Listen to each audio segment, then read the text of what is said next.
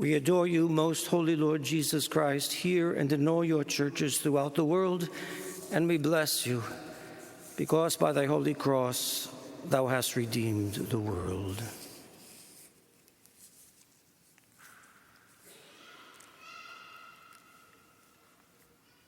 Here in thy presence, Lord, though thick the veils of sense that fall between thy splendor and our sight, shielding our weakness from thy light, we kneel and heed thee call, come unto me, come unto me. Sweet is thy voice, O King, and from the darkness of our hearts, like flowers out of earth, there starts a song, and thus we sing.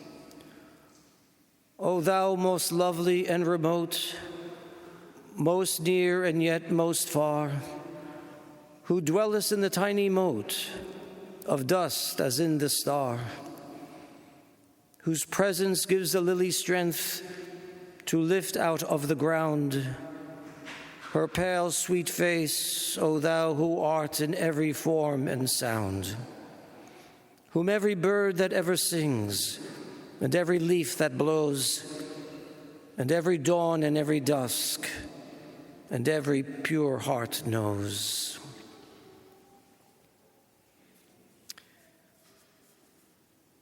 Whether it be in poetry or prose or in art, the Church has always reflected upon this mystery of Christ's presence in the Holy Sacrament.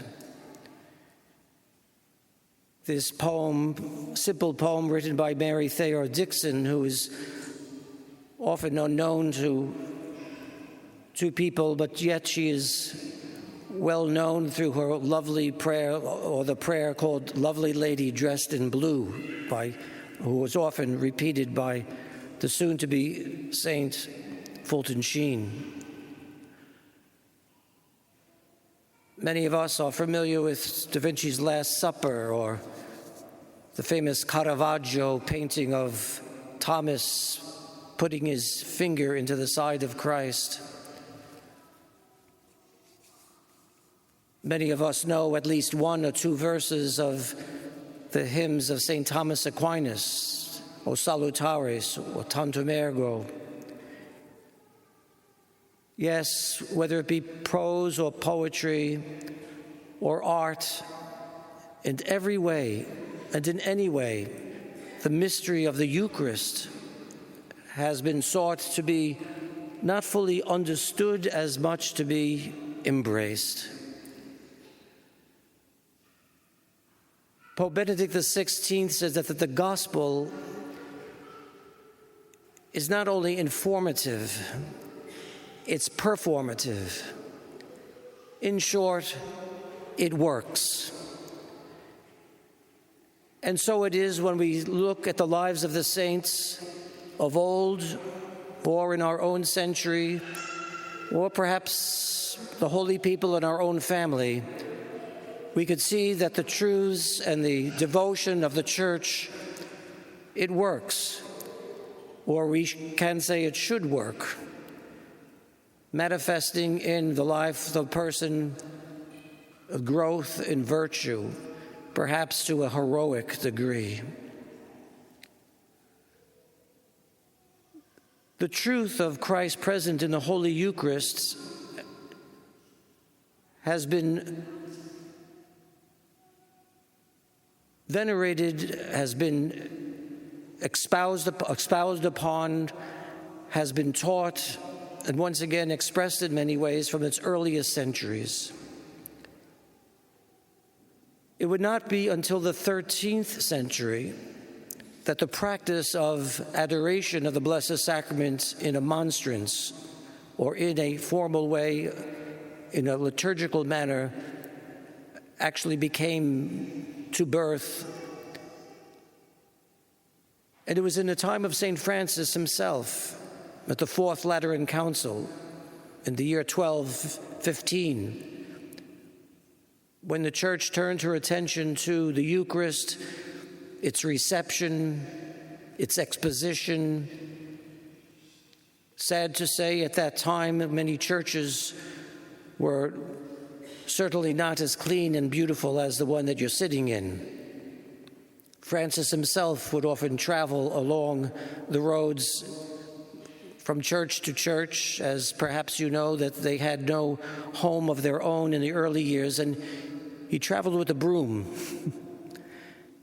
And when they would come into the church with the brothers in the early years to say their prayers, he would begin to sweep out the church. He would also, with great prudence, speak to the priest and encourage him to keep things clean, as the Fourth Lateran Council indicated.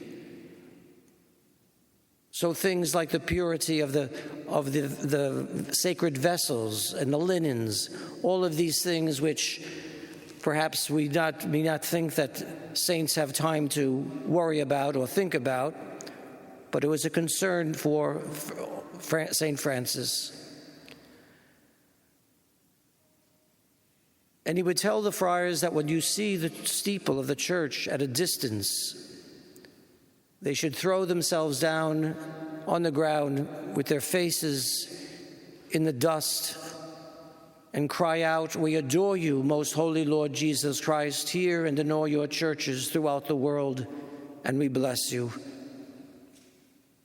This is the faith of the church manifested in the life of a holy man, but also should and could be manifested in our own lives also.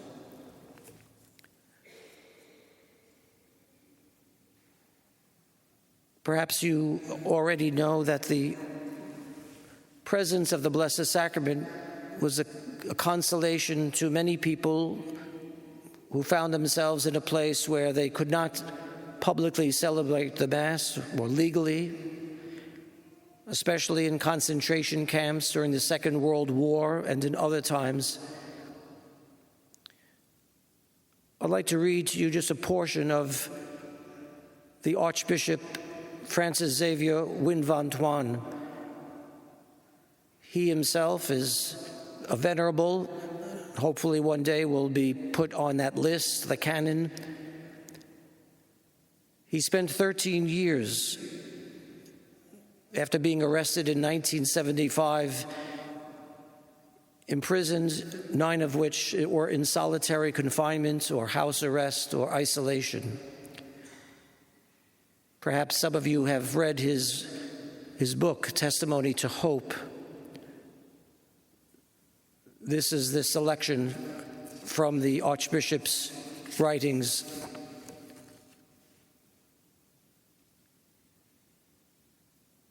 Were you able to celebrate the Eucharist in prison? Is the one question that many people have asked me. The faithful sent a little bottle of wine for Mass, which they labeled stomach medicine, as well as some hosts sealed in a flashlight. I will never be able to express my immense joy every day with 3 drops of wine and 1 drop of water in the palm of my hand. I celebrated Mass. It depended on the situation, however. On the boat that brought us north, I celebrated at night with the prisoners who received communion around me. In the re-education camp, the prisoners were divided into groups of 50. We slept on common beds, and everyone had the right to 50 centimeters of space. We arranged it so that there were 5 Catholics near me. And at 9:30 p.m., the lights were turned off, and everyone had to sleep. I curled up on the bed to celebrate Mass from memory. We made small containers to reserve the Blessed Sacrament. Jesus was always with me. At night, the prisoners took turns for adoration. Jesus helped us in a tremendous way with his silent presence. Many Christians regained the fervor of their faith during those days, and Buddhists and other non-Christians converted. The strength of Jesus' love is irresistible, The darkness of prison became light. The seed germinated underground during the storm. Every time I offer Mass, I had the opportunity to extend my hands and nail myself to the cross with Jesus, to drink with him the bitter cup.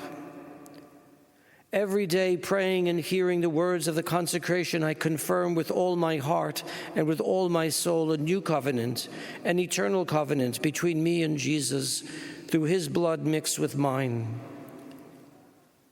Jesus began a revolution from the cross. Your revolution must begin from the Eucharistic table and has to be carried forward from there. In this way, you will be able to renew humanity.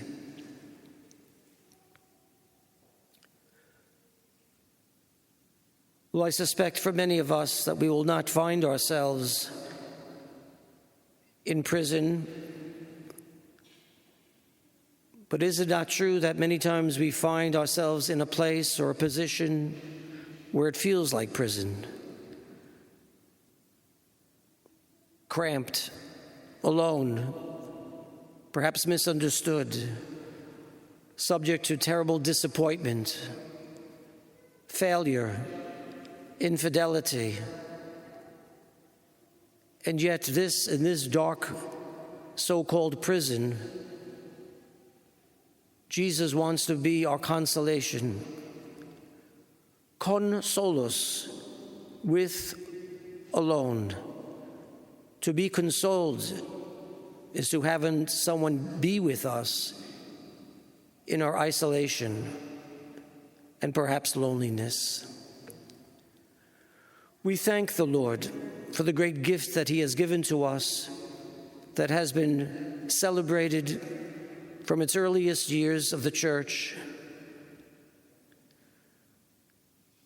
The words that we use at the beginning of Mass, the Kyrie eleison, Christe eleison, Kyrie eleison, that's not Latin, but Greek, is because in Rome, the Christian community was Greek-speaking.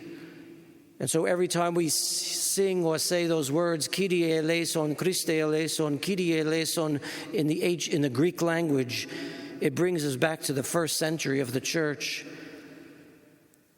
It's good for us to imagine all of the saints, not only who wrote beautiful hymns like St. Thomas Aquinas, but even the fathers of the Church of the 3rd and 4th centuries who had to defend the Holy Eucharist. But it's good to even imagine Our Lady herself, who would be celebrating the Eucharistos with the Holy Apostles. What was in her mind and in her heart as she received the consecrated bread? And once again, Jesus was within her. So let us be grateful for the great gift that God has given to us in the one holy Catholic and apostolic faith, a faith which is not simply just informative with dogmas and doctrines, but a faith which is performative in works of holiness, in growth of virtue, in the reaching out to our neighbors and even strangers, to forgive those who hurt us, and to turn our back to selfishness and sin. Let us thank the Lord that he has not abandoned us, and even if any prison we find ourselves in, between a rock and a hard place, there is Christ with us as our bread, as our sustenance, as our strength, as our consolation. Yes, with the saints, we echo their sentiments, we echo their faith. We adore you, most holy Lord Jesus Christ, here and in all your churches throughout the world. And yes, we bless you, because by thy holy cross, thou hast redeemed the world. Thou hast redeemed me.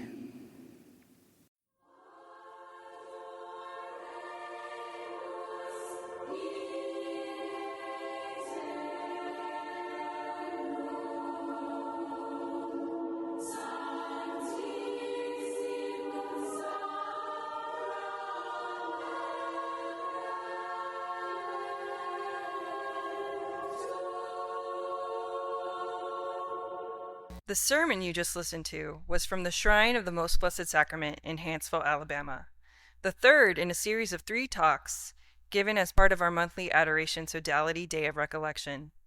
We hope you will share this talk and the mission of the Adoration Sodality with your family, your parish, and your community. And if you are not yet a member of the Sodality, that you will join us. The commitment is simple.